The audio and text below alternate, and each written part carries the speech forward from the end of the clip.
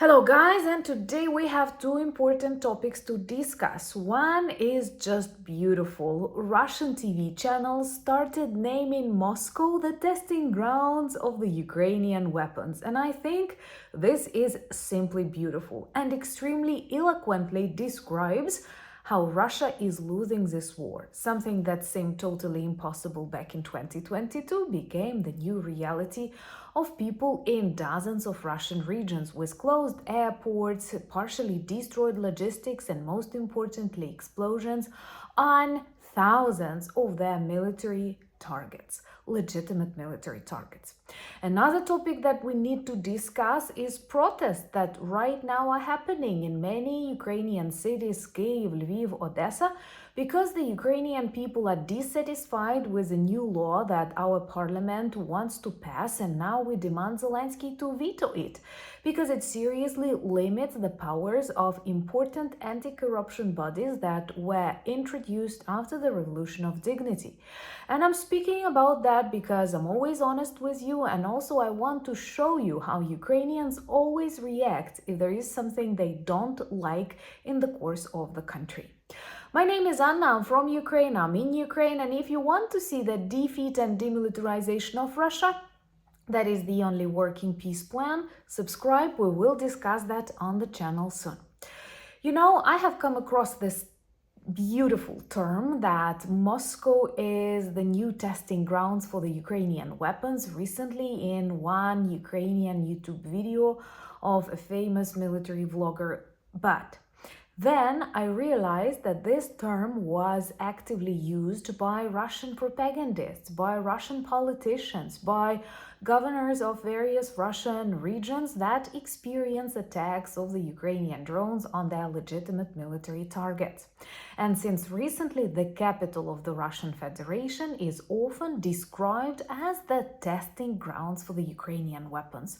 And I think this is beautiful, and this demonstrates this tremendous miracle in the course of the Russian war against Ukraine that was planned as a blitzkrieg and totally failed. First, we managed to retain a lot of our territories that they captured during the first months of invasion.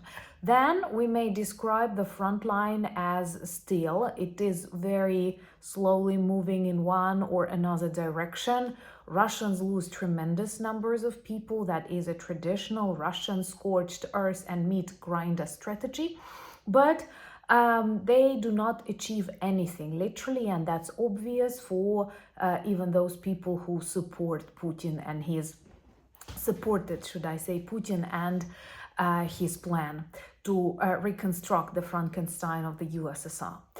And Ukraine, being constantly targeted, being constantly betrayed, keeps developing weapons. And many of these weapons that we now actively use against our enemy are Ukraine produced, Ukraine developed, or in partnership with different countries. And I'm always very grateful and very happy to learn when new production starts somewhere in Denmark or in the Netherlands or in the United States or in Ukraine with the help of your military industry companies. I think that is super important for the safety and security of the world in the years to come, because many experts predict that Russia and China may actually try and provoke more wars and conflicts in different parts of the world. And it is definitely better to be well armed and well prepared to this new war, because it's different than it was just 10 years ago. With drones, robots, artificial intelligence, and Ukraine got the skills.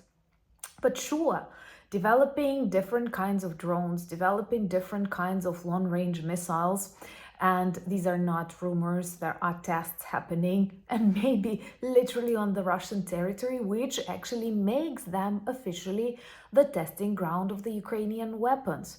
Subscribe to witness more tests conducted on legitimate military objects. Please like and share these videos. This is the easiest but extremely effective way to demonstrate your solidarity.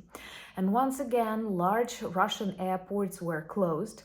I'm actually surprised at how, not insecure, but how do you name people who are not cautious enough uh, Russians keep buying these tickets and then sleeping in the airport. They plan to travel, let's say, to Turkey to have rest, and then they need to have nights and nights of rest in some Russian airports. And this airspace is closed because of hundreds of Ukrainian drones that deliver messages to legitimate military objects and thus protect more of the Ukrainian territories, because we traditionally target arsenals, military airfields, things that impose threats on Ukraine and the world. So, what is interesting, finally, we have some statistics, and just in a couple of days, Russian airlines had to pay and spend tremendous sums of money on the passengers. First of all, according to the Russian TV channels, 43,000 people returned their tickets. Well, I would not risk flying in the Russian airspace, under such conditions. So 43,000 returned. Then 94,000 received hotel stays. Can you imagine the sums of money that the collapsing Russian economy had to invest in these airlines that are already operating with non-functioning properly Boeings because of sanctions, and many people do not risk flying, not because of this recent drone activity in the Russian airspace, but also because of the maintenance and quality of their airplanes. And they actually have like dozens of accidents a month that when they have to stop, when people do not know how to, change some parts in the airplane, and they start this, what is beautifully described, another interesting term, as cannibalism. So they take away someone taught me that's in Ukrainian details, but in English, parts of one aircraft and put it in another. So anyway, also 199,000 drinks they had to buy, and 155,000 food tickets or cards that you're given at the airport. So the already very close to bankruptcy Russian airlines have to spend that much money. And all these people, they are dissatisfied, they are angry. They clearly understand that the Blitzkrieg failed and now war is back to Russia. And it's so interesting to watch the surprised faces of the Russian governors, of the mayor of Moscow, who speak about the resilience and strength of their regions. People, it was your idea that you want war. Why are you surprised? You did not need to demonstrate any resilience. You had your largest country in the world. You had so much work to do inside, but somehow you've decided that looting, killing Ukrainians is a better option. No, that was a tremendous mistake.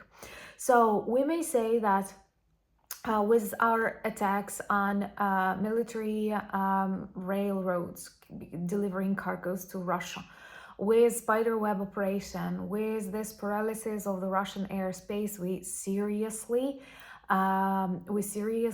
disrupt the logistics inside Russia.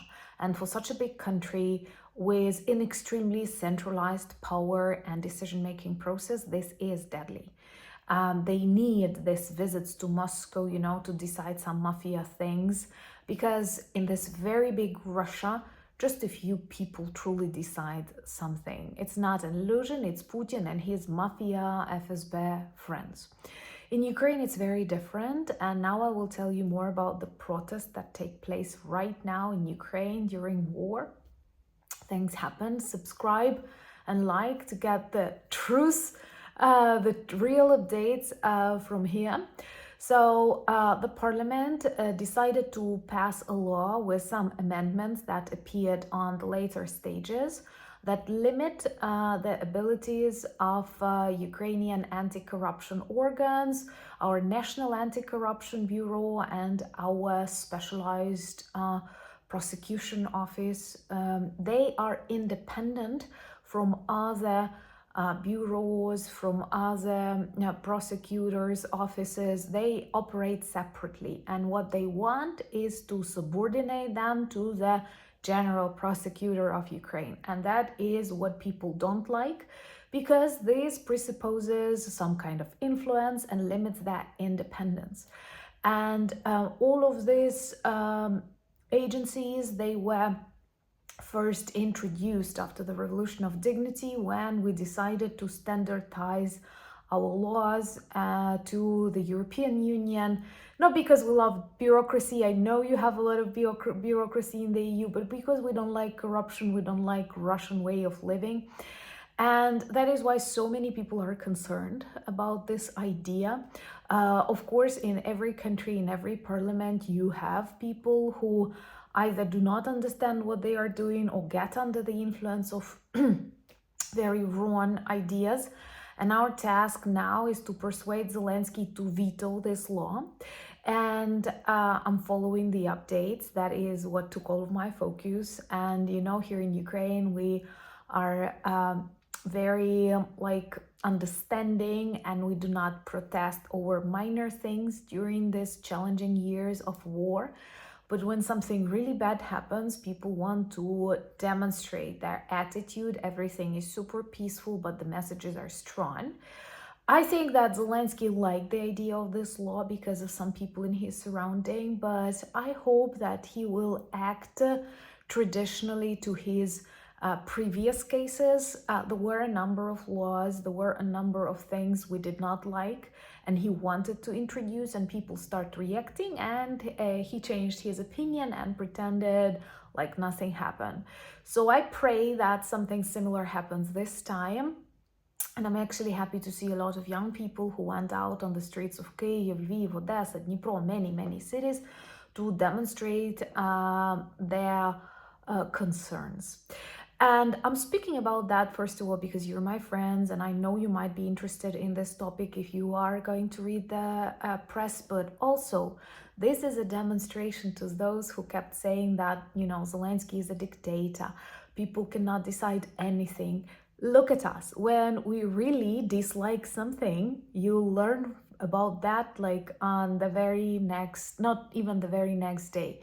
This law was passed by Verkhovna Rada, was signed by a speaker, and now it needs to be not signed by Zelensky. We want Zelensky to veto it. And it all happened in the afternoon today, and by 8 p.m. you have thousands and thousands of people on different streets with posters. And I consider this to be a truly democratic European culture. I'm proud of that. This is something you will never experience in Russia. People are able to demonstrate that, and I hope that the president will hear us. More updates perhaps tomorrow or in the days to come. But let's start actively use this term that Moscow or Russia is the new testing ground for the Ukrainian weapons. I like it, and it's not an exaggeration. It is actually a real demonstration of Russia's weakness, and most importantly, this tremendous progress of the Ukrainian army. And you know, like, I'm your Russian geography teacher, but by my profession I'm a linguistics teacher, and introduction of such phrases is definitely an honor to me. So let's add it to our vocabulary. And by the way, my friends, let me know, would you like to meet this Saturday for a live conversation, 9 p.m. Kyiv, our traditional time? And let me know in the comments below your favorite terms of this Russian war that describe Russia or maybe Ukraine from a positive side. Let me know these comments, like the testing ground or something like that. You know, I love you. Thank you for being my friends and friends of Ukraine. United we stand. Slava Ukraini!